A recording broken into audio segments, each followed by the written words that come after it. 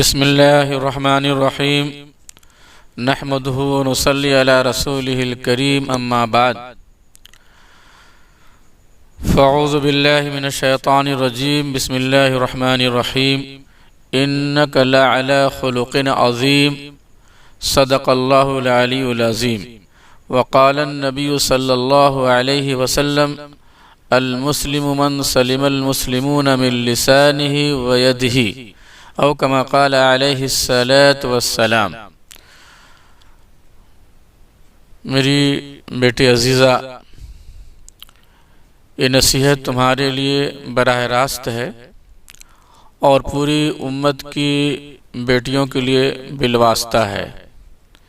نصیحت تو بہرحال نصیحت ہے، جو بھی قبول کر لے اس کے لیے سود مند فائدہ مند ہے۔ کہنے والے نے صحیح کہا ہے، نصیحت گوش کن جانا کہ از جاں دوست تردارن، نصیحت گوش کن جانا کہ از جاں دوست تردارن، جوانان سعادت مند پندے پیردانا را، جوانان سعادت مند پندے پیردانا را۔ میری بیٹی، میری نصیحت قبول کرنا اور ان باتوں کو اپنی ڈائری میں نوٹ بھی کر لینا اور اپنے دل کے خانے میں بھی اس کو جگہ دے دینا۔ بڑی قیمتی نصیحت ہے۔ تم اب میرے گھر سے نئے گھر میں جا رہی ہو، وہاں تمہارے خسرو ہوں گے، خوش دامن ہوں گے، تمہارے شوہر تمہارے ساتھ ہوں گے، ان کے بھائی برادر بھی ہوں گے اور دیگر رشتہ دار بھی ہوں گے۔ دیکھو بیٹا، اپنے اندر انسانیت کو برقرار رکھنا، ہر ایک کے ساتھ حسن اخلاق، حسن سلوک کے ساتھ پیش آنا۔ شوہر تو قابل احترام ہے ہی ہیں، شوہر کے لیے تو واجب ہے کہ ان کی تعظیم کی جائے، ان کا اکرام کیا جائے، ان کی اطاعت، ان کی خدمت بجا لایا جائے، ان کی دلداری کی جائے، ان کے مالوں کی حفاظت کی جائے، ان کی عزتوں کی حفاظت کی جائے اور ان کی حیثیت کے اعتبار سے ان سے فہمائش کی جائے۔ ایسا نہ ہو کہ ان کی حیثیت کم ہو اور آپ کی فہمائش زیادہ ہو۔ نہیں بیٹا، یہ غلط ہو جائے گا، ان کا دل ٹوٹ جائے گا یا پھر وہ احساس کمتری کے شکار ہو جائیں گے۔ ایسا کبھی نہیں کرنا۔ دکان جانا، مارکیٹ جانا، اپنے شوہر کے جیب کا خیال رکھنا، ان باتوں کو ملحوظ نظر رکھنا۔ ایسا نہ ہو کہ تم مہنگا سامان لے لو، ایسا نہ ہو کہ تم مہنگا کپڑا لے لو یا بہت قیمتی فہمائش کر دو اور ان کے پاس وہ اتنے پیسے نہ ہو تو ان کو سوچنا پڑے گا، یا تو ان کو یہ احساس ہو جائے گا کہ میں اپنی بیوی کا خیال کرنے میں کمزور پڑ رہا ہوں۔ تو ان کو یہ خیال آئے کیوں؟ آپ نے ان کو یہ موقع دیا کیوں؟ اس لیے میرے بیٹی، کبھی بھی اپنے شوہر کی صلاحیت سے زیادہ ان سے مطالبہ نہیں کرنا، ان کے گھر کی حفاظت کرنا، ان کی عزت کی حفاظت کرنا، ان کے مالوں کی حفاظت کرنا بیٹی تم پر فرض ہے، واجب ہے۔ ساتھ ساتھ جو ان کے رشتہ دار ہیں، والد قابل احترام ہستی ہیں، والدہ ان کی قابل احترام ہستی ہیں، ان کے بھائی برادر سب قابل احترام ہے، تو آپ کے لیے یہ بھی ضروری ہے کہ شوہر کا بھی خیال رہے، ان کے والد کا بھی خیال رہے، کبھی ان کا دل نہ ٹوٹے، تمہاری کسی گفتگو سے ان کی دل آزاری نہ ہو، کبھی تم ان سے دل خراش گفتگو نہ کرنا۔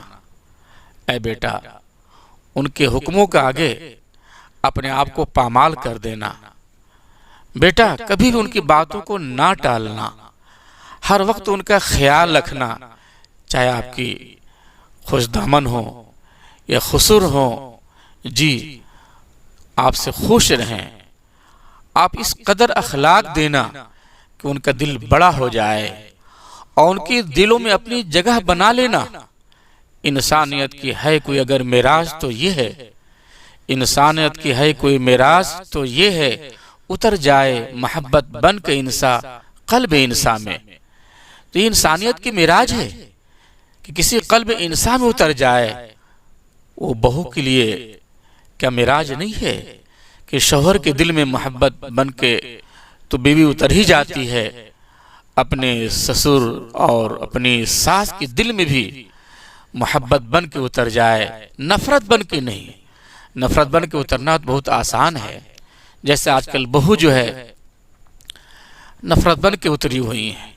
ہر گھر میں بہو اور ساس کا جھگڑا ہے، ہر گھر میں ننند اور بھابھی کا جھگڑا ہے، ہر گھر میں دیور اور بھابھی کا گویا کہ تنازع ہے۔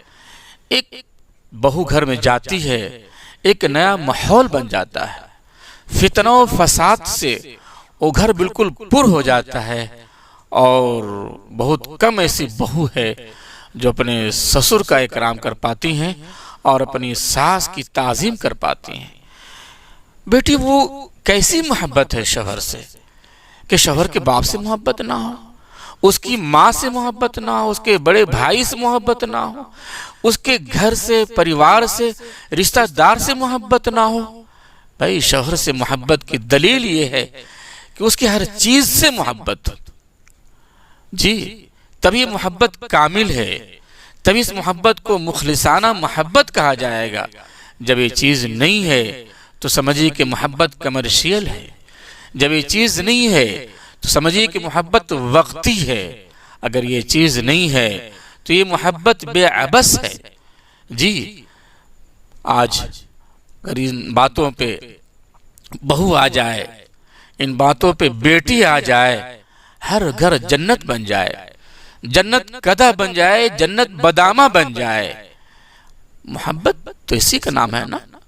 مجنوں کو محبت لیلا سے تھی، وہ شہر میں جاتا، اس کے محلے میں مجنوں جاتا، کبھی اس در کو چومتا کبھی اس در کو چومتا، در و دیوار کو چومتا پھرتا۔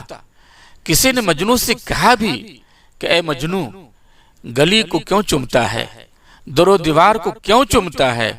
مجنوں جواب دیتا ہے امور والا دیار دیار لیلا اقبل ذل جدار وذل جدارا وما حب الدیار شغفنا عن قلبی ولیکن حب من سکن الدیارا، کہ میں اس لیے در و دیوار کو چومتا ہوں، پتہ نہیں میری لیلا نے کہاں ہاتھ رکھا ہو، میں گلی کوچوں کو چومتا ہوں، پتہ نہیں میری لیلا کہاں سے گزری ہوں، کہاں ان کے قدم پڑے ہوں۔ تو مجنوں نے جو لیلا سے محبت کیا تو ان کے در و دیوار سے محبت کیا، ان کی گلی اور کوچوں سے محبت کیا، ان کے شہروں سے محبت کیا۔ لیکن آج یہ بیوی کیسی ہے کہ شوہر سے محبت کرتی ہے مگر شوہر کے باپ سے نہیں، شوہر کی ماں سے نہیں، شوہر کے بڑے بھائی سے نہیں، شوہر کے گھر اور پریوار سے نہیں۔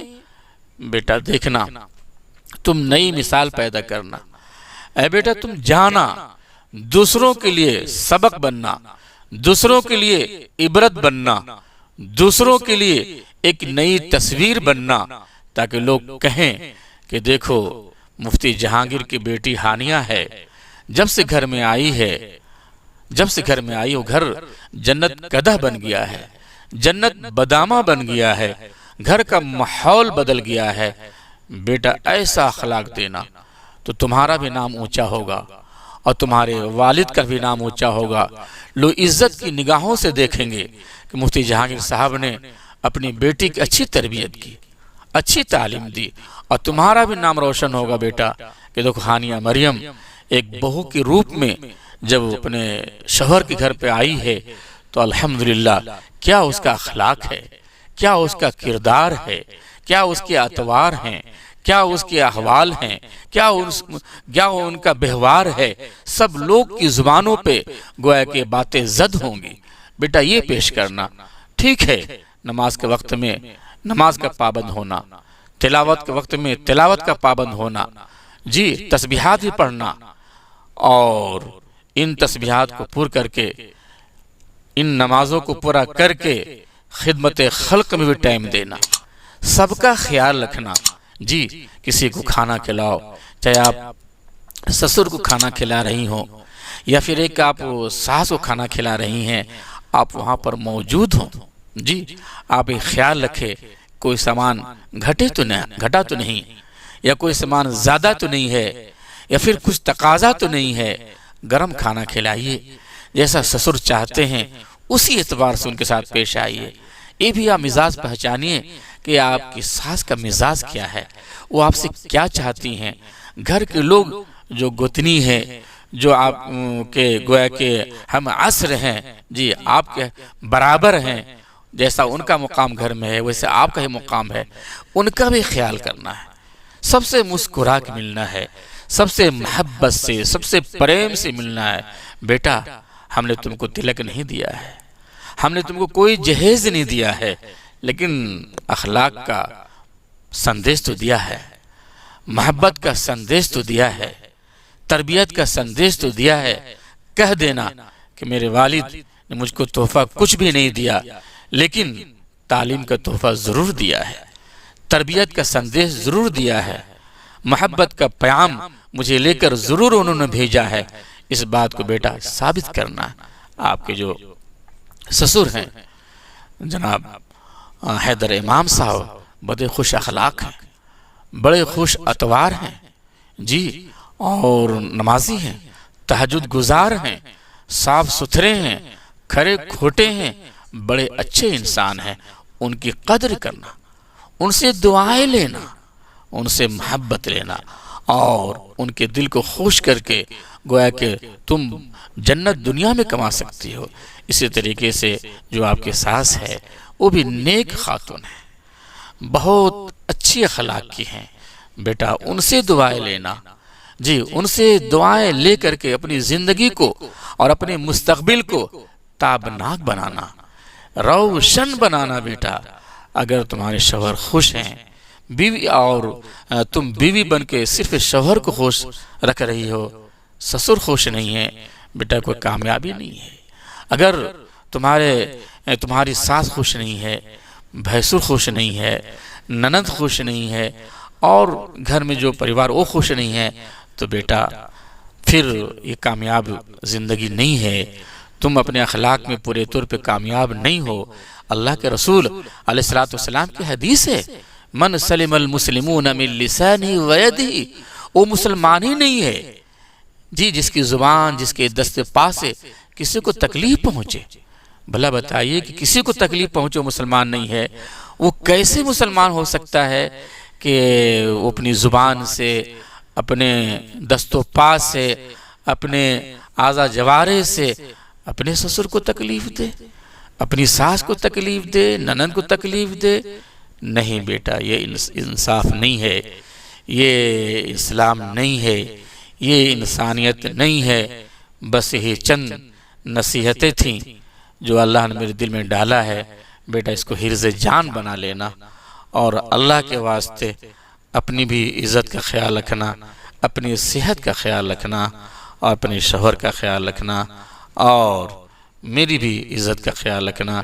بیٹا تمہاری عزت سے میری عزت ہے، تمہاری کامیابی سے میری کامیابی ہے۔ جاؤ اپنے سسرال جاؤ، خوش رہو، شاد رہو، آباد رہو۔ ایک غریب باپ کی یہ دعا ہے، اللہ اس کو قبول فرمائے۔ وآخر دعوانا ان الحمد للہ رب العالمین۔